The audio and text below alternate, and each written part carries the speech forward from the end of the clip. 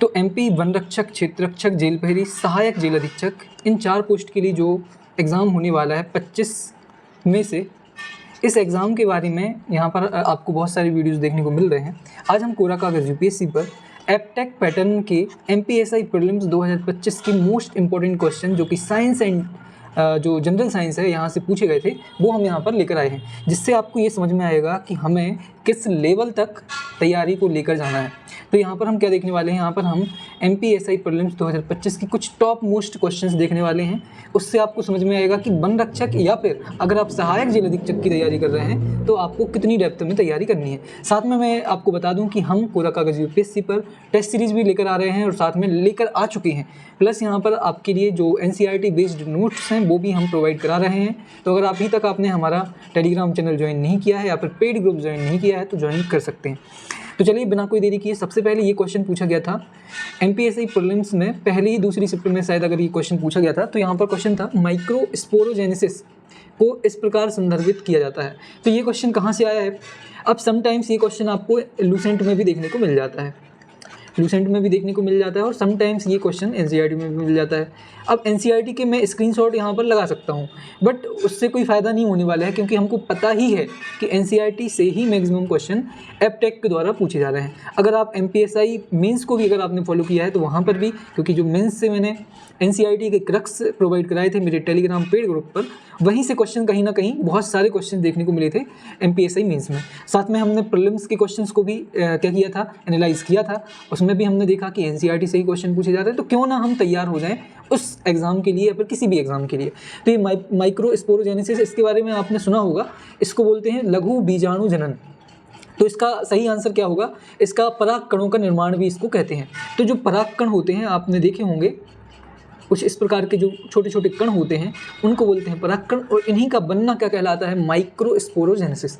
Sometimes पता है ऐसा भी क्वेश्चन आ सकता है कि उसमें दिया रहेगा, क्वेश्चन मैं बताता हूँ आपको क्वेश्चन कैसे पूछा सकता है। तो वायु प्रदूषण का कौन सा एक उदाहरण नहीं है, और उसमें ये भी दिया रहेगा लघु बीजाणु जनन, या फिर पुंकेसर दिया रहेगा, पुंकेसन की जगह या फिर बीजाणु दिया, परागकण दिया रहेगा। तो आपको बता दूं कि परागकणों से भी वायु प्रदूषण होता है। तो मैं इसलिए बता रहा हूँ क्योंकि समटाइम्स ऐसे क्वेश्चन भी साइंस एंड टेक में आपको देखने को या फिर साइंस में देखने को मिल जाते हैं। तो अपन को ध्यान रखना है कि परागकण जो होते हैं कई बार वायु प्रदूषण का भी कारण बन सकते हैं। अगला क्वेश्चन, परमाणु द्रव्यमान की सही इकाई कौन सी है? अब समटाइम्स यहाँ पर मैक्सिमम कैंडिडेट, जो कि यहाँ पर इस कैंडिडेट ने जिन्होंने भी ये एग्ज़ाम दिया है, उन्होंने जो गलती की है, मैक्सिमम कैंडिडेट यही गलती करते हैं। मैक्सिमम लोग क्या लगाते हैं? मोल लगाते हैं। यहाँ पर पूछा है परमाणु द्रव्यमान की इकाई क्या है? ठीक है, तो ये क्वेश्चन कहाँ से आया है? एनसीईआरटी से। अगर लूसेंट अगर आपने ध्यान से पढ़ी होगी तो वहाँ पर भी ये दिया होगा, लेकिन मोस्ट प्रोबेबली हमको ये देखने को मिलता है कि इस टाइप के जो क्वेश्चन होते हैं या फिर इस टाइप के जो क्वेश्चन बनते हैं वो एनसीईआरटी से बनते हैं। एएमयू का फुल फॉर्म क्या है? एटॉमिक मास नंबर है। किसके गुणित होते हैं? ये होता है गुणित किसके? कार्बन के 12 परमाणु के बराबर होता है।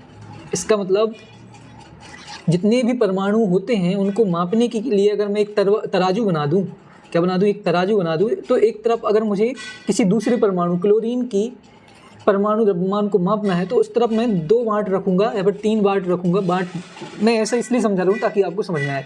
यहाँ पर मैं एक तरफ मानक किसको मानूंगा? 12 कार्बन परमाणु को। इसका मतलब इसको मैं बांट के जैसे यूज करूंगा, और यहाँ पर जितनी भी इकाइयाँ होंगी यहाँ पर बांट बढ़ाते जाओ, यहाँ पर उसका वेट नापते जाओ। तो ये कहलाता है एटॉमिक मास यूनिट। तो ये किस पर डिपेंड करता है? कार्बन के 12, किस पे काम करता है? कार्बन 12 पर। तो ये अपन को पता होना चाहिए। प्रक्रिया सिनगैमी, अब ये क्वेश्चन इसलिए मैंने यहाँ पर डाला हुआ है क्योंकि ये है बहुत ही इजी क्वेश्चन, लेकिन हिंदी मीडियम स्टूडेंट्स के लिए क्या हो जाता है? टफ बन जाता है। क्यों? क्योंकि यहाँ पर इन्होंने क्या किया है? सिनगैमी शब्द को इंग्लिश का ही क्या कर लिया है? यूज़ कर लिया है। लेकिन अगर यहाँ पर होता, इसका सही आंसर देख लेते हैं। इसका सही आंसर होगा आपका युग्मकों का संलयन। अब ये क्या होता है? तो एक जो एग सेल होती है जो कि महिलाओं के अंदर जनन की इकाई है, और एक होती है, एक शुक्राणु ले लेते हैं अपन। तो शुक्राणु और एग के बीच जब मिलते हैं तो इस मिलने वाली जो प्रक्रिया है इसको बोलते हैं सिनगैमी। जब उनमें संलयन हुआ तो उसको बोला सिनगैमी। जब ये संलयन होने के बाद क्या हो जाता है? फॉर्मेशन ऑफ डिप्लॉइड सेल, तो उसको बोलते हैं जायगोट। मतलब संलयन के बाद क्या हो जाना? युग्मकों का निर्माण हो जाना, फॉर्मेशन ऑफ गैमीट्स को बोलते हैं जायगोट। तो कई बार आपको सीधा ये भी पूछा जा सकता है कि बताइए जायगोट क्या कहलाता है? तो अपन को ये भी पता होना चाहिए कि जायगोट क्या है, जब वो दोनों सेल्स मिल जाती हैं उसके बाद जो बन जाता है फॉर्मेशन ऑफ डिप्लॉइड सेल, जो युग्मकों का निर्माण होता है, या फिर इसको कई बार बोल देते हैं युग्मनज, युग्मनज हिंदी में बोलते हैं युग्मनज और इंग्लिश में बोलते हैं जायगोट। तो ऐसे शब्द के लिए, ऐसे वर्ड्स के लिए भी क्या रहना है अपन को, रेडी रहना है। तो ये जरूरी है, अपन को पता होना चाहिए। सिनगेमी का मतलब क्या होता है, युग्मकों का संलयन। कहाँ से पूछा गया है, मोस्ट प्रोबेबली एनसीईआरटी से पूछा गया है। अब सिनगेमी शब्द सीधे आपको लूसेंट में नहीं मिलेगा, तो अपन को ऐसे वर्ड्स के लिए भी तैयार रहना है, ठीक है। अगला क्वेश्चन, ये क्वेश्चन बहुत ही इजी क्वेश्चन था। यहाँ पर पूछा गया है, यदि वस्तु को अवतल दर्पण के वक्रता केंद्र और फोकस दूरी के बीच रखा जाता है तो प्रतिबिंब कहाँ बनेगा। अब ये इजी किसके लिए है, इजी उसके लिए है जिसने बहुत अच्छे से कॉन्सेप्ट्स को समझा है, जिसे ये पता है कि कॉनकेव मिरर होता कैसे है और उस पर कैसे कैसे इमेजेस बनती हैं। जिसको ये पता है तो उस पर ये क्वेश्चन बन जाएगा। अब ये लूसेंट में भी आपको मिल जाएगा पढ़ने, इसलिए मैंने बोला था कि लूसेंट अगर आपके पास अभी कुछ भी नहीं है, अगर आपने मेरा पेड टेलीग्राम ग्रुप ज्वाइन नहीं किया है तो भी अपन को लूसेंट ज़रूर पढ़नी है। लूसेंट पढ़ने से क्या होगा, आप वो वाले कॉन्सेप्ट सही कर लेंगे जो एकदम बेसिक सभी पे बनते हैं। अपन जब हमको एनसीईआरटी को तब फॉलो करना है जब आपके बेसिक कॉन्सेप्ट बहुत अच्छे हैं और अब आपको क्या स्कोर को बूस्ट करना है, क्योंकि आपको मेरिट में आना है। तो मेरिट में आने के लिए अपन को क्या करना है, एनसीईआरटी को फॉलो करना है। तो एनसीईआरटी के नोट्स कहाँ पर हैं, टेलीग्राम चैनल पर हम प्रोवाइड करा रहे हैं, जिसमें हमने 12th क्लास की बायोलॉजी की एनसीईआरटी 11th क्लास की उसके नोट्स देना शुरू कर दिए हैं। तो हो सकता है बहुत ही जल्द कोशिश करेंगे कि वो सारे नोट्स आपको प्रोवाइड कर दिए जाएंगे। यहाँ पर अगर मैं इस क्वेश्चन की बात करूँ तो यहाँ पर पूछा गया है कि जब यहाँ पर होता है F, यहाँ पर होता है C, जब वस्तु यहाँ पर कहीं रखी गई है तो उसका प्रतिबिंब कहाँ बनेगा। तो ये चीज़ अपन को हमेशा याद रखनी है कि जब भी C और F के बीच में किसी वस्तु को रखा जाता है तो प्रतिबिंब कहाँ बनता है, C के अबव बनता है, लेकिन वस्तु से बड़ा बनता है। कुछ इस प्रकार से बनता है, ऐसे ऐसे ऐसे और ऐसे ऐसे। तो ये अपन को पता होना चाहिए। फिर ऐसे कई बार ऐसे भी पूछा जा सकता है कि जब वस्तु कहीं अनंत में रखी गई है तो प्रतिबिंब कहाँ बनेगा। तो प्रतिबिंब बनेगा फोकस पर। कहाँ पर बनेगा, फोकस पर। और फोकस पर कैसा बनेगा, बिंदु आकार का बनेगा। तो ये सारी चीज़ें कहाँ पर दी हुई हैं, एनसीईआरटी में बहुत अच्छे से दी हुई हैं, शायद लूसेंट में भी दी हुई होंगी। तो ये टेबल तो आपको रटी होनी चाहिए। इसके अलावा आपको कौन सी टेबल रटी होनी चाहिए, आपको उत्तल दर्पण की भी रटी होनी चाहिए। ये अवतल दर्पण की है, उत्तल दर्पण की टेबल भी। इसमें वैसे 1-2 प्रतिबिंब ही आपको ध्यान रखने पड़ते हैं, बाकी बहुत ही ईजी है। वैसे ही आपको लेंस में भी आपको जो लेंस होते हैं दोनों प्रकार के, उत्तल लेंस और अवतल लेंस, तो इनके बारे में भी अपन को क्या करना है, ये जो प्रतिबिंब बनते हैं इनकी तालिकाएं याद करके रखनी है। तो इसका सही आंसर होगा यह वास्तविक है, बड़ा है और C से परे स्थित है। तो ये हो गया। तो ये अपना बेसिक क्वेश्चन है और अपन को बनना चाहिए। विद्युत ऋणात्मकता के आधार पर सबसे अधात्विक तत्व कौन सा है, सबसे नॉन मेटेलिक एलिमेंट कौन सा है, ये पूछा गया है। अगर आपको ये सिर्फ फंसाने के लिए दिया है, नॉन मेटेलिक एलिमेंट जो दिया है ये आपको फंसाने के लिए दिया है। आपको बस ये बताना है कि विद्युत ऋणात्मकता सबसे ज़्यादा किसकी होती है। तो अगर आपको ये पता है तो आप पे आंसर बन जाएगा और ये लूसेंट में भी मिल जाएगा और एनसीईआरटी में भी मिल जाएगा, ठीक है। तो लूसेंट को अपन को ध्यान से पढ़ना है, एनसीईआरटी से एक्स्ट्रा फैक्ट अपन को यहाँ से भी निपटाने हैं। तो यहाँ पर विद्युत ऋणात्मकता पूछा गया है, मैंने बताया आपको। सबसे पहले आपको पता होना चाहिए फ्लोरीन की विद्युत ऋणात्मकता सबसे ज़्यादा होती है। जो विद्युत ऋणात्मकता जिसकी सबसे ज़्यादा होगी वो सबसे अधात्विक तत्व होगा, क्योंकि उसके पास ऋणी मतलब वो हमेशा स्थिति में रहेगी इलेक्ट्रॉन लेने के। तो इसलिए ऐसा कुछ करके अपन को पता रखना है, याद रखना है।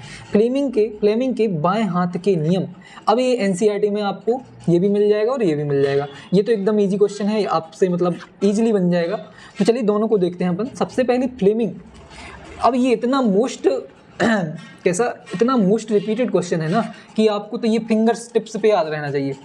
तो बहुत ही ज़्यादा रिपीटेड क्वेश्चन है, लगभग हर एग्जाम में, हर क्वेश्चन पेपर में ये क्वेश्चन पूछा जाता है। तो ऐसे क्वेश्चंस के लिए रेडी रहना है अपन को, जो हमेशा क्या होते हैं, एवरी टाइम एवरग्रीन होते हैं। तो अपन को ऐसे क्वेश्चन को बहुत ही ध्यान से याद रखना है। तो बाएं हाथ का जब भी नियम आएगा तो आपको ध्यान रखना है, यहाँ पर थंब है, हमारा अंगूठा है, ये आपकी तर्जनी उंगली कहलाती है जो अंगूठे के जस्ट बाद वाली होती है, और फिर तीसरी होती है आपकी मिडिल फिंगर।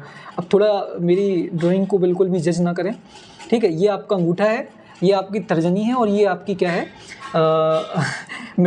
मध्यम का है, फिर मिडिल फिंगर है, ठीक है। तो यहाँ पर इन्होंने पूछा है कि फ्लेमिंग के बाएं हाथ के नियम में विद्युत चुंबकीय क्षेत्र की दिशा का प्रतिनिधित्व कौन करता है। तो अपन को हमेशा याद रखना है विद्युत चुंबकीय, ये आपकी मैग्नेटिक फील्ड के लिए है, ये आपका फोर्स के लिए है अंगूठा, मतलब अंगूठा आपको वही दिखा सकता है जो आपसे ज़्यादा शक्तिशाली है, ठीक है। तो ये अपन को ऐसे भी ध्यान रखना है कि अंगूठा आपको वही दिखा सकता है जो आपसे ज़्यादा पावरफुल है। तो फोर्स कहाँ पर आती है, हमारा अंगूठे पर। इस वाली उंगली से क्या आता है, इस वाली से इलेक्ट्रिसिटी या फिर विद्युत धारा का पता चलता है, आई का, विद्युत धारा का। तो ये अपन को ध्यान रखना है, ठीक है। ड्राइंग पर बिल्कुल भी नहीं जाना है, ठीक है। अगला क्वेश्चन, वेग समय ग्राफ के अंतर्गत क्षेत्रफल प्रदान करता है। अब अगर आपने ग्राफ समझ लिया ना तो ये क्वेश्चन कभी भी गलत नहीं करोगे। चलो फिर से बताते हैं हम। यहाँ पर आपने क्या बोला, एक समय, वेग और समय का ग्राफ बना हुआ है, वेग और समय का ग्राफ बना हुआ है, 1 2 3 1 2 3, यहाँ पर इतना था, यहाँ पर इतना था और यहाँ पर इतना था। तो अगर आपको पता है कि 2D में लंबाई गुणित चौड़ाई बराबर क्या होता है, लेंथ इंटू ब्रेथ बराबर क्षेत्रफल होता है। अगर मैं इसको लेंथ को मान लूँ वेलोसिटी एंड समय को मान लूँ टाइम, तो v इंटू टी किसके बराबर है। मतलब जनरली बिल्कुल एकदम आसान सा क्वेश्चन था। अब यहाँ पर v और t बोला है, v और t होगा तो हमेशा विस्थापन होगा। क्यों, क्योंकि v मतलब वेग और समय। यहाँ पर वेग जो है ये सदिश राशि है, कैसी राशि, सदिश राशि है। इसकी जगह अगर डिस्टेंस होता, दूरी होती, सॉरी चाल होता, क्या होता, चाल, जिसको बोलते हैं स्पीड, तब इसका आंसर बदल जाता, तब इसका आंसर होता दूरी। तो समटाइम्स यहाँ पर लोग कंफ्यूज हो जाते हैं और दूरी लगा देते हैं। अपन को याद रखना है कि वेग एक सदिश राशि है, जबकि जो चाल है वो एक अदिश राशि है। और जब भी चाल गुणित समय होगा तो दूरी आएगी, लेकिन वेग गुणित समय आएगा तो क्या आएगा, विस्थापन आएगा। तो एकदम बेसिक क्वेश्चन है, लेकिन कॉन्सेप्ट यहाँ पर भी लग रहा है। अगला क्वेश्चन, बहुत ही बेसिक क्वेश्चन ये वाला भी यहाँ पर पूछा गया है। पुनः संयोजक डीएनए प्रौद्योगिकी का उपयोग करके रिकॉम्बिनेंट, तो यहाँ पर बोला है कि उसके द्वारा पहली विकसित की जाने वाली मानव हार्मोन को क्या का नाम क्या है। पहला ऐसा हार्मोन जो मानव के लिए बनाया गया था, पर मानव निर्मित है और मानव हार्मोन है, और किस प्रौद्योगिकी के द्वारा बनाया गया है, रिकॉम्बिनेंट प्रौद्योगिकी के द्वारा बनाया गया। तो इसका सही आंसर इंसुलिन, आपको याद रखना है। क्या है इसका सही आंसर, इंसुलिन। तो अगला क्वेश्चन, वह प्रक्रिया जिसके द्वारा वायुमंडलीय वायु को अंदर खींचा जाता है और कार्बन डाइऑक्साइड युक्त वायु कोशीय वायु को बाहर छोड़ा जाता है। अब ये क्वेश्चन ना दिखने में बहुत क्लिष्ट लग रहा होगा आपको कि समझ में नहीं आ रहा है, बहुत ही टफ लैंग्वेज है, लेकिन सीधा सीधा इसने बोला है कि आप जब क्या कर रहे हो, वायु से, वायुमंडलीय वायु को अंदर खींच रहे हो, कहाँ से, नासिका से या फिर नाक से अंदर आपने खींचा, तो आपके अंदर क्या हो रहा है, इसमें हो क्या रहा है, आपने गुर्दे को हवा दी। यहाँ पर गुर्दे को, अब देखो यहाँ पर इन्होंने गुर्दा बोल दिया है, जबकि हिंदी में क्या दिया हुआ है, पल्मोनरी वेंटिलेशन। क्या बोला, पल्मोनरी वेंटिलेशन। आपने क्या किया, आपके फेफड़ों को, गुर्दे नहीं होना चाहिए था, यहाँ पर फेफड़े होना चाहिए था। क्या यार ये लोग ट्रांसलेशन भी नहीं, मतलब देख लेना आप सही बोल रहा हूँ मैं कि नहीं। तो यहाँ पर फेफड़े होना चाहिए था, गुर्दे लिखा हुआ है, गुर्दे किडनी को बोलते हैं ब्रो, ठीक है। डिफ्यूजन ऑफ गैसेस, नहीं, आप अंदर ले रहे हो तो डिफ्यूजन तो नहीं ये। अगला, कोशिकाओं द्वारा ऑक्सीजन का उपयोग करना, नहीं। कोशिकीय शोषण, नहीं। यहाँ पर मतलब जनरली एग्जामिनर आपसे क्या पूछना चाह रहा है कि जब आपने सांस को अंदर लिया तो उसमें क्या हुआ, उसमें क्या हुआ, आपने अपने फेफड़ों को हवा दी, आपने अपनी पल्मोनरी जितनी भी वेंटिलेशन है उसको बढ़ाया। तो बस इस टाइप के क्वेश्चन भी अगर आप गलत करते हो, जैसा कि इन कैंडिडेट महोदय ने किया है, तो आप अपने आप कंपटीशन से बाहर हो जाते हो। तो ऐसे क्वेश्चन कभी भी गलत नहीं करने हैं। अगला वीडियो मैं कोशिश करूंगा कि MPSI मेंस के जो मेंस हुआ है अभी 29 अप्रैल को, उसके सारे क्वेश्चन देखेंगे, और उसमें ऐसे बहुत सारे क्वेश्चन थे जो बिल्कुल भी गलत नहीं होने चाहिए थे और लोगों ने गलत किए हैं। तो ऐसे क्वेश्चन कभी भी गलत नहीं करने हैं, ये बिल्कुल हमारी अंडरस्टैंडिंग पर डिपेंड करते हैं। अगर आपने एग्जाम हॉल में अपने दिमाग को शांत रख के क्वेश्चन को पढ़ा तो ऐसे क्वेश्चन कभी भी गलत नहीं होंगे। अगला क्वेश्चन, 235 U नाभिक के प्रत्येक विखंडन से उत्सर्जित ऊर्जा लगभग कितनी होती है। तो एकदम बेसिक क्वेश्चन है, ये आपको बस रटना है, 200 मिलियन इलेक्ट्रोवोल्ट। ये क्वेश्चन रिपीट हुआ है, 2-3 बार क्वेश्चन रिपीट हुआ है एपटेक के एग्जाम्स में। तो अपन को ध्यान रखना है कि इसका आंसर 200 MEV होता है, 2 नहीं होगा, 2000 नहीं होगा, 20 नहीं होगा। मतलब यहाँ पर देखिए, अगर आपको थोड़ा बहुत भी पता है तो यहाँ पर ऑप्शंस में बहुत ज़्यादा वेरिएशन देखने को मिलता है, तो यहाँ पर आपको रिस्क लेना है। अगला क्वेश्चन, उपग्रह संचार, क्या बोल रहा हूँ, उपग्रह संचार मुख्य रूप से महत्वपूर्ण हो जाता है क्योंकि उपग्रह प्रदान करते हैं। अब ये इससे ईजी क्वेश्चन अगर आप गलत कर देते हो, ऐसे ईजी क्वेश्चन अगर आप गलत कर देते हो तो आप अपने आप क्या हो जाते हो, एग्जाम से बाहर हो जाते हो। यहाँ क्वेश्चन का ऑप्शन पढ़ो, जन परिवहन का सबसे सस्ता साधन, नहीं। उपग्रह संचार महंगा है, भू आधारित और जन परिवहन के लिए नहीं है। भू आधारित रडार प्रणालियों का विकल्प, क्या बात कर रहे हो, ये भी नहीं है। भू आधारित रडार प्रणालियों का विकल्प भी नहीं है। अगला, उच्च गति इंटरनेट सुविधा, मुख्यतः अब इसका भी यूज़ होगा लेकिन मुख्य रूप से इसका मेन काम ये नहीं है। अगला, बड़े क्षेत्रों का सतत और समग्र दृश्य, इसके अलावा और कोई हो सकता है, नहीं, तो इसका सही आंसर होगा डी। यहाँ पर आपको ज़रूरी नहीं कि ये किताब में आपको एनसीईआरटी में ही आपको मिले या फिर ये ज़रूरी नहीं कि लूसेंट में ही आपको इसको पढ़ना पड़े। ऐसे क्वेश्चन आपको रिस्क लेना पड़ता है, आपको ऐसे क्वेश्चन के लिए चांस लेना पड़ता है। अगला क्वेश्चन, ब्रह्मावस्था से छोड़े जाने पर कोई भी वस्तु अवनत तल के तल पर सबसे पहले पहुँचेगी। कितना आसान क्वेश्चन है। अब इसको बोलते हैं एलिमिनेशन मेथड लगाएंगे हम यहाँ। केवल रिंग, तो ये बोल रहे हैं कि एक ऐसा कोई तल है जो कि जिस पर क्या है, फिसलन है। अब यहाँ पर इन्होंने एक रिंग लिया, एक खोखला बेलन लिया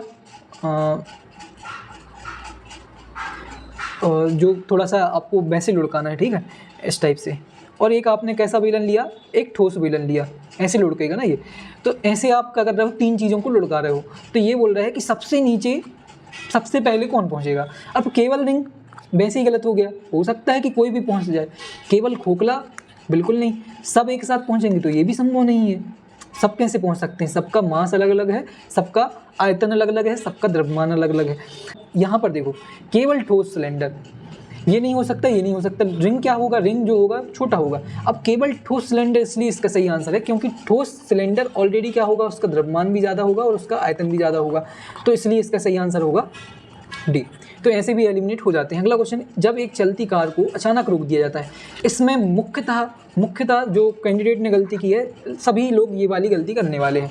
यहाँ पर इसने बोला है, कितना अच्छे से क्वेश्चन को पूछा है, जब एक चलती कार को अचानक रोक दिया जाता है।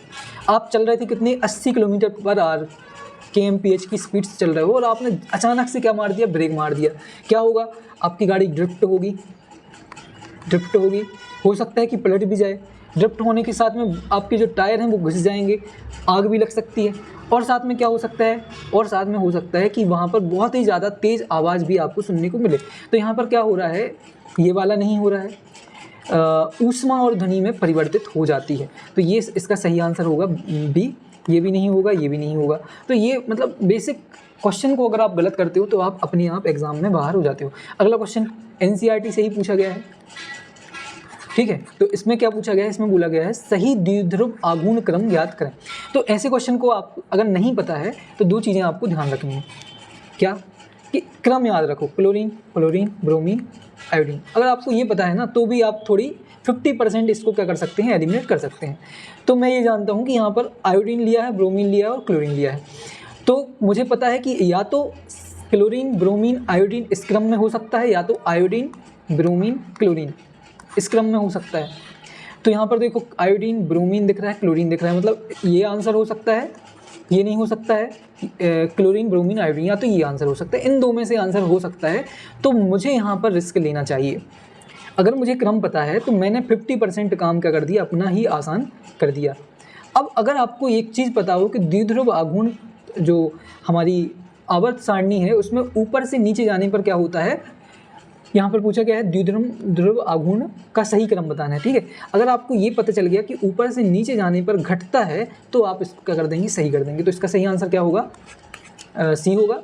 इसका सही आंसर होगा, ये नहीं होगा। अब ये बेसिक क्वेश्चन कहाँ से पूछा गया है, ये पूछा गया है हमारी एनसीईआरटी से। तो सबसे पहले आपको एनसीईआरटी में बेसिक कॉन्सेप्ट पता होने चाहिए डाइपोल मूवमेंट के या फिर द्विध्रुव आघूर्ण के। तो ये क्या है भाई, द्विध्रुव आघूर्ण क्या है, इलेक्ट्रॉनिक आवेश और आवेशों के बीच की दूरी के बीच में गुणनफल है। मतलब धनावेश और ऋणावेश के बीच की जो दूरी है डी है, या फिर इसको आर भी बोल देते हैं, जैसे यहाँ पर इन्होंने आर लिया है। तो E × R = द्विध्रुव आघूर्ण। अब ये है क्या, ये क्या है, ये है, यहाँ पर पढ़ लेते हैं अपन, which can be defined as the product of magnitude of charge and the distance between the charges of positive and negative charge. It is usually designated by the Greek letter mu. तो इसको यहाँ से हमको क्या क्या पता चला, E × R क्या होता है, द्विध्रुव आघूर्ण होता है। इसकी इकाई क्या होती है, इसकी इकाई होती है डेब। यहाँ पर दिया भी होगा DE/BE, दिया है कहीं पर, दिख रहा है आपको, नहीं, लिख लीजिए DE/BE। तो ये एक साइंटिस्ट के नाम पर इसकी इकाई आपको ध्यान रखनी है। दूसरी इकाई इसका आपको पता होगा, इसको बोलेंगे हम कूलाम मीटर। तो ये सारी चीज़ें इसलिए बता रहा हूँ कि यहाँ से और भी क्वेश्चन देखने को मिल सकते हैं। कूलाम मीटर बोलते हैं, तो ये भी लिख लेना है कहीं पर आपको। द्विध्रुव आघूर्ण के बारे में और इम्पोर्टेंट बात क्या है, जब भी यहाँ पर इस पे ध्यान दीजिए आप, यहाँ पर H2 मतलब हाइड्रोजन का द्विध्रुव आघूर्ण कितना होता है, 0 होता है। कार्बन डाइऑक्साइड का द्विध्रुव आघूर्ण कितना होता है, 0 होता है। BF3 का द्विध्रुव आघूर्ण कितना होता है, 0 होता है। CH4 मतलब मीथेन का द्विध्रुव आघूर्ण कितना होता है, 0 होता है। CCl4 टेट्राक्लोराइड बोलते हैं जिसको, कार्बन टेट्राक्लोराइड, इसका भी कितना होता है, 0 होता है। तो ये 4-5 जो वैल्यूज़ हैं ये अपन को ध्यान रखनी है, 0 किस किस की होती हैं, इन सब की होती है। तो आगे चल के कभी भी ऐसा क्वेश्चन आएगा तो आपको ध्यान रखना है कि कैसे चीज़ें क्या होती हैं, चेंज होती हैं। तो इसका मतलब ब्रोमीन और आयोडीन का जो द्विध्रुव आघूर्ण है वो 0 से भी कम होगा, मतलब नेगेटिव होगा। इसलिए इसका सही आंसर क्या होगा, इसका सही आंसर होगा ये वाला। तो ये थोड़ी बेसिक चीज़ें मैंने इसलिए बताई ताकि ऐसे क्वेश्चन और भी आएँ तो आप पे बन जाए। अगला क्वेश्चन, भेलिंग का गोल। ये क्वेश्चन बहुत ही टफ क्वेश्चन है, ये NCERT से ही पूछा गया है, लेकिन ऐसे क्वेश्चन हमें समटाइम्स जब नेगेटिव मार्किंग वाले एग्जाम होते हैं तो वहाँ पर छोड़ना ही बहुत बेहतर होता है। तो ऐसे क्वेश्चन हमें छोड़ के भी चलने हैं, लेकिन मैं कोशिश करूँगा कि जितने भी मैं नोट्स दे रहा हूँ वहाँ पर इस टाइप के या फिर जो टफ क्वेश्चन है वो वहाँ पर कवर हो जाए। तो इसका सही आंसर सुक्रोज है। यहाँ पर देख रहे हो आप, सुक्रोज जो है जब फैलिंग सॉल्यूशन में इसको क्या कर रहे हैं हम डिस्पोज कर रहे हैं तो कोई भी रिएक्शन नहीं हो रही है। तो यहाँ पर इसने क्या पूछा, फैलिंग गोल का उपयोग करके किस शर्करा की उपस्थिति का पता नहीं लगाया जा सकता है। तो सुक्रोज का पता नहीं लगाया जा सकता क्योंकि सुक्रोज कोई भी रिएक्शन नहीं करेगा फैलिंग सॉल्यूशन के द्वारा। तो अगला क्वेश्चन, इसी के साथ लगभग सारे क्वेश्चन हमारे कंप्लीट होते हैं। यहाँ पर हमने क्या चीज़ समझी, यहाँ पर हमने ये चीज़ समझी कि जो एप्टेक कंपनी है इसका जो एग्जामिनर है, जो भी एग्ज़ाम क्वेश्चन पेपर सेट कर रहा है वो NCERT को बहुत अच्छे से फॉलो करता है। ठीक है, NCERT को फॉलो करता है, साथ में आपको फंसाने के लिए बहुत ही ज़्यादा बेसिक क्वेश्चंस भी पूछता है। जैसे कि हमने देखा था ये वाला बेसिक क्वेश्चन, कहाँ गया ये, तो ये बेसिक क्वेश्चन था। यहाँ पर आपको फंसाया गया है केवल शब्दों में। ये भी एक वैसे ही बेसिक जो क्वेश्चन है उनको कैसे पूछा जाता है, घुमा फिरा कर पूछा जाता है। साथ में NCERT के साथ में आपको क्या करना है, लूसेंट को भी फॉलो करना है, क्योंकि लूसेंट में मैक्सिमम चीज़ें कवर हो जाती हैं। अगर आपने मुझे फॉलो नहीं किया है, टेलीग्राम चैनल नहीं ज्वाइन किया है, पेड ग्रुप नहीं ज्वाइन किया है, मत करिए, कोई ज़रूरी नहीं है। बस आपको क्या करना है, लूसेंट के जितने भी बेसिक कॉन्सेप्ट हैं आपको रट के चलना है। इसमें भी कौन सी चीज़ों को फॉलो करना है, इसमें आपको ऑप्टिक्स जो होता है आपका प्रकाशिकी जो है उसको बहुत ध्यान से पढ़ना है। मैग्नेटिक फील्ड, विद्युत धारा वाली जो फिजिक्स की अगर चैप्टर्स की बात करें तो ये वाले चैप्टर आपको पढ़ने हैं। साथ में गति, चाल, ये सारी चीज़ें आपको पढ़नी है। अगर मैं केमिस्ट्री की बात करूँ तो केमिस्ट्री में किस टाइप की चीज़ें पढ़नी है, केमिस्ट्री में आपको पढ़ना है प्रमुख तत्व हो गए, प्रमुख टेस्ट हो गए, प्रमुख आवर्त सारणी के गुण हो गए, इन सब चीज़ों को आपको बेसिकली बहुत अच्छे से पढ़ना है। और अगर मैं बायोलॉजी की बात करूँ तो बायोलॉजी में तो लगभग सारी चीज़ें आपको बहुत ही ध्यान से पढ़नी है। तो यहाँ से क्वेश्चन गलत नहीं होंगे अगर आपके एग्जाम पे क्वेश्चन पेपर में आएंगे। फिर भी आपको क्या रहना है, तैयार रहना है, जुड़े रहना पूरा कागज़ UPSC पर। और मिलते हैं अगली वीडियो में, पढ़ते रहिए, ध्यान रखना। थैंक यू सो मच, धन्यवाद। तो जुड़े रहिए।